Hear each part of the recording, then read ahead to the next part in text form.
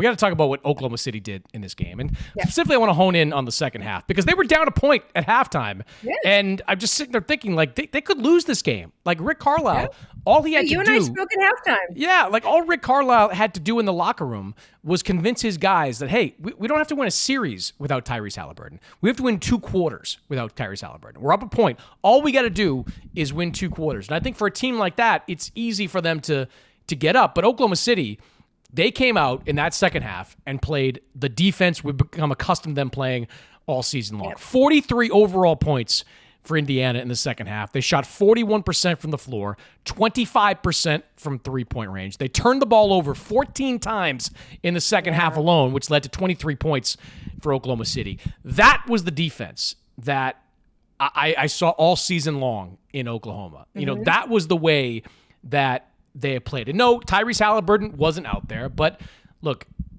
every other guy's been cooking them, including TJ McCollum, who's probably would have been Finals MVP if they had won that game. They found a way to shut down that Indiana offense. That to me was the most impressive part of this game. The way that Oklahoma City locked down defensively in the second half. Indiana went 6 minutes and 17 seconds without scoring, which is the third most ever in an NBA Finals over the last 20 years. Now, by the way, the Thunder's scoring drought of 6 minutes and 49 seconds in Game 6 is still the highest scoring drought in 20 years in an NBA Finals. But the Thunder certainly paid Indiana back with this tonight. And I don't know. I don't know how much of it is, the Thunder play exceptional defense. Lou Dort had a huge steal on TJ McConnell toward the end of the game where it felt like the Pacers might be getting into their magic end of the game stuff. And Dort obviously stopped that in its tracks.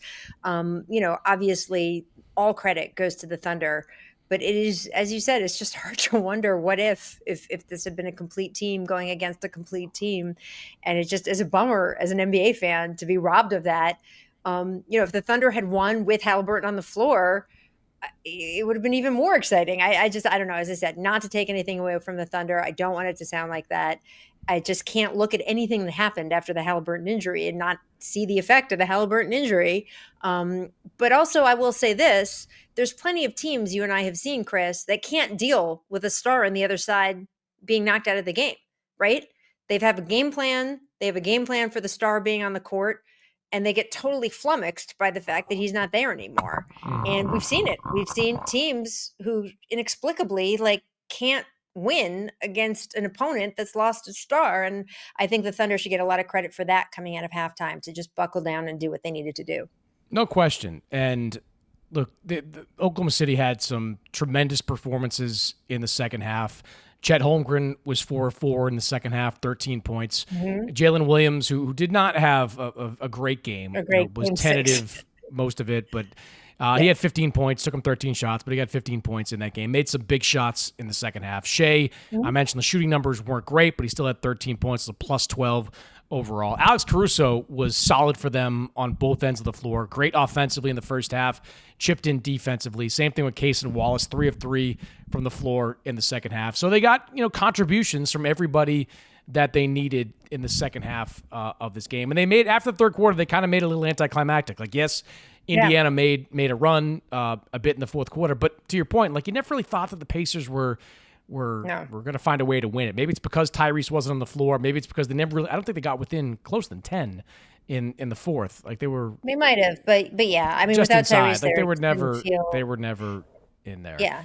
Nesmith filled out, that kind of thing. Yeah. What is for Shai? What is he's now the very short list of guys that have been scoring champions, finals MVPs, and league MVPs. Where does this elevate him to you? What does this do for Shai Gilgeous-Alexander's resume? Well, it's funny. I tweeted after the game, especially when he won the finals MVP, I said, okay, SGA lock for the Hall of Fame, at this age is pretty crazy. And all these people responded to me online being like, you're crazy. Let's see, give me 10 years and let's see what happens. Let me make it very clear. If Shai Gilgeous-Alexander never plays a bounce of basketball again, he is going into the Hall of Fame on the strength of being an MVP, a scoring champion, a finals MVP, and an NBA champion. There is only one eligible MVP, and by eligible, I mean guys who aren't either in the league still playing or just not quite retired long enough to be under consideration for the Hall of Fame. But there is only one eligible MVP in the history of the NBA who has not made the Hall of Fame, and that is Derrick Rose, whose career, of course, was completely affected by injuries and did not accomplish what we have already seen SGA accomplish. That kid's going into the Hall already, and he hasn't even reached his potential, I don't think, as a player. I think he's only going to get better from here, don't you? I do. And he brought this up, and we're going to get into the team as well, that the entire team is a bunch of guys that aren't quite at their potential. Shai's 26 years old, so he's kind of just hitting his prime, but he was the runner-up for MVP last year. He's the MVP this year. You can see areas where Shai can improve his game. I think he can become a more productive three-point shooter. I think that's going to continue to evolve in his game. I can see him, getting even better. I mean, the free throw stuff is always going to be there. I mean, I'm kind of tired of the free throw conversation. Like, I've seen some tweets on, from people being like, the NBA is going to change their rules, so that Shai doesn't get to the line quite as much. Just stop fouling him. Like, he's not the first guy to create contact in ways that draw referees' whistles. Like, I encourage you to watch great Michael Jordan games, great Kobe Bryant games. Like, these guys, I was calling them foul merchants when they were, drawing contact and getting to the free throw line. It happens. Great players get fouled, and Shai has a knack for drawing contact. James Harden, former MVP, the same way, draws contact, gets to the free throw line. It's just the way it goes. Yeah, I do think, I agree with you. I think if he stopped playing basketball right now as a former scoring champion, an MVP, a runner-up for MVP, now an NBA champion, he would get into the Hall of Fame. Fortunately for him, if you look at who's already in, there's no question. I mean, there's no question. If you look at, the Pro Basketball Hall of Fame people I think are just used to, and the Football Hall of Fame is hard to get into. The Baseball Hall of Fame is extremely hard to get into. The Pro Basketball Hall of Fame, and this is not a knock on them. I love that they celebrate the game to this degree, but trust me, he's in. It's done. Yeah. It's over. He's in. No, the bar is not as high. I agree. And unfortunately for him, though, he is not going to retire tomorrow. Not that I know of. Not that he and I discussed. Maybe I should have asked him that when we were walking off the floor. He's got many years to go. He was asked by a couple of people about the potential for this team. And look, on paper, it does have enormous potential. Like, they're going to run it back basically the same next year. They've got a bunch of draft picks they got to figure out. Maybe we see one or two guys come off the roster, but they're going to be the same group going into next year, with Jalen Williams coming off an All-NBA season. Chet Holmgren with a full offseason to work on his body, I think is going to be a lot better next year. Just a lot of room for organic growth. Now, I do hesitate to kind of declare them the next big thing, because we're less than 12 months removed of declaring Boston the next big thing. Like, they were supposed to be the next dynasty in the NBA. Jalen, Jason in their 20s, Derek White, Kristaps Porzingis under contract for multiple years.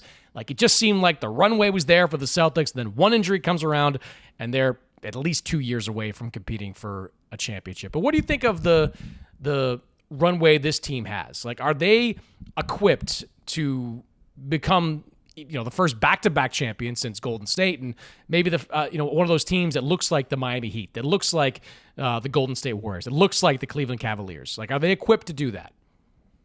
They're equipped to do it. I just think that so many things have to go right. I think we've just seen over and over and over again in the last 10 years in the NBA that so many things have to go right just to get to the finals and then to win the finals. And the injury thing is a huge part of it. And the healthiest team won. I mean, I worry about predicting anybody winning anything going forward in this landscape of the NBA, because I just think that we've always been, to a degree, but certainly now at the point where so many things have to go right for you, and luck, whether it's what you face, who you face in the bracket, who the other injuries to the other teams are. I mean, look at the West and some of the other injuries that happened during this playoffs. Does this team, I could go through the list of serious injuries that happened on the Western side of the bracket. We just talked about the East, but the West is the same way too. Does Oklahoma City get through if Aaron Gordon doesn't get hurt, if it's the Warriors instead of the Timberwolves who advance because Steph Curry doesn't get hurt. I mean, I don't know. I mean, those are all a bunch of what ifs, and please don't get mad at me, Timberwolves fans. You might have won that series anyway, but I just feel like there's so many different elements now that have to come into play for a team to become a dynasty. It's different than it used to be.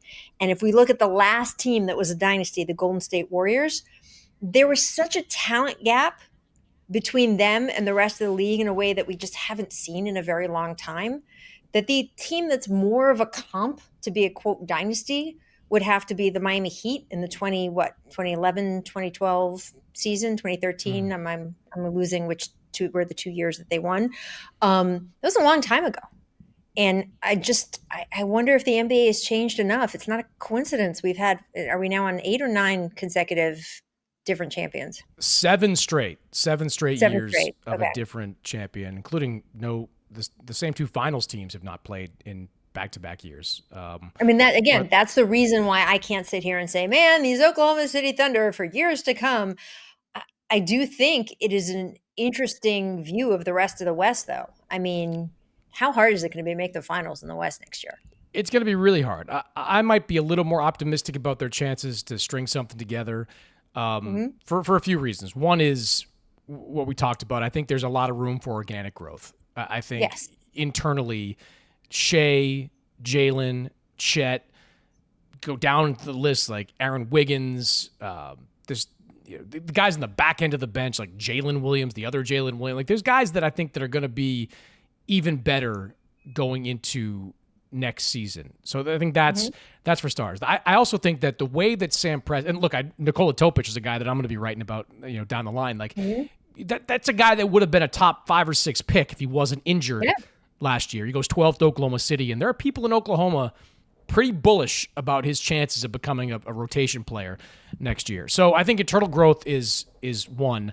I also think that they're like Boston, even before the injury, their biggest problem was going to be money. Like they were not going to be able to afford that roster. A roster that is, or was anyway, might still be right now, but is scheduled to cost $500 million with tax penalties next year. Record high numbers. Like no way an ownership group was ever going to be able to do that. The way that the Thunder books are constructed, very expertly constructed, I might add, they've got some room for flexibility to dip under aprons, right? Like going into let's say the summer of 2026, you've got team options on Isaiah Hartenstein and Lou Dort, like 2 key players, team options that you can, either exercise and let them walk away or exercise and do what the Thunder are really good at, which is getting guys to sign for less money to stay, like more team-friendly deals. I've been doing that for years now. The year after that, like Isaiah Joe has a team option. So there's little ways that they can dip under, at least the second apron and keep them in that area where you can afford it and you can still be highly competitive. They also have the opportunity to take these draft picks and either trade them, go 2 for 1, 3 for 1 with some of these picks, or just keep replenishing the talents. Like that's guys get expensive. Be like, thank you, we appreciate your service. We will now go draft someone else. And it's kind of like, let's say, like hypothetically, let's say after next season, they're like, we can't afford Lou Dort anymore. It's the way it goes. Well, Case and Wallace will be in year 3 or 4 at that point, and probably ready to assume that role. That's another thing too. Like among the reasons Indiana was better than I expected in the series is that Indiana is a team, and I'm not saying this negative, but they're a team constructed of men, right? Like they're grown men on that team. They're big, they're strong, they're physical. Like Pascal Siakam is a grown man. Miles Turner is a grown man. Aaron Nesmith is a grown man. Like they're older, physical. Oklahoma City's not there yet. Like they've got a bunch of guys like Wallace is not there. Like look at the difference. Like Lou Dort's been around forever. He's been around since 2018 or 19. Like he's a grown man on that roster. Shai is a grown man on that roster. These other guys that have been around 3 or 4 years, they're just not physically there yet. And I think that's another part of the organic growth, just hitting the weight room and seeing Case and Wallace get close to a Dort level of physicality, seeing Chet, improve that lower body strength and become a more physical player to the point where he can play 5 all the time, and you don't need to have Hartenstein there. Then you can opt out of his contract and figure out what to do with them. I just think they've constructed this team so smartly, and they've got so much more flexibility than Boston did, than Denver did, than Milwaukee did. Like, not to take away from what those teams accomplished, but those teams went all in on those teams. Like, Oklahoma City's got the ability to reshape their team in ways that no other champion in recent history has been able to do. I love that. First of all, I heard Sam Presti's name mentioned more tonight than I have in an NBA Finals post-game ceremony, interview sessions of a front office person in years and years. And it was completely correct. It was completely deserved. It was completely earned. This was a front office title as much as it was an MVP player's title, as much of it was a team-oriented title, a team of thunderous, but defensive, guys playing together title. This was the expertise of the front office. And I think that, I've been saying it for weeks as we've had this conversation. NBA owners have closed lanes to making their own teams better. They have limited the amount that they can spend because they all were spending too much money, and they wanted to institute what is basically a hard cap. So they can't spend their way out of problems anymore. They have made it harder to trade. You can't aggregate salaries on certain trades, especially if you're in a certain zone. So they've made it harder to improve by trade. You have to be able to work your draft picks. You have to be able to work these clever trades that go around some of these deals. The NBA front office is more important than it has ever been, at least in the decades I have covered this league. And the teams with the smart front offices are the teams that are going to succeed going forward, at least under this current CBA. And we saw it tonight. I mean, it made total sense to me that Sam Presti's name was mentioned as much as any other player. Yeah. Mark Daigneault certainly belongs in an upper echelon of coaches now for sure, winning that chess match against Rick Carlisle. Everybody took a step forward in this series and look, if you're Indiana, nothing to hang your head over either. I mean, that was just a phenomenal season for the Pacers. And look, I'm sure, a magic run. Yeah, they're gonna, there'll be a lot of what ifs for that team. But this will be special always. You don't have to win. I mean, it's great if you win. Obviously, it means a big deal. And if they had won, it would have meant, more. But people in Indiana, Pacers fans, were rewarded with such an incredible, magical postseason. I think that this Pacers team is going to live an NBA legend even without the win for a very, very long time. And I think if you were a fan of Indiana basketball right now, between the Pacers and the Fever, you're pretty happy, and you've been rewarded for a lot of long years of loyalty when things weren't going well.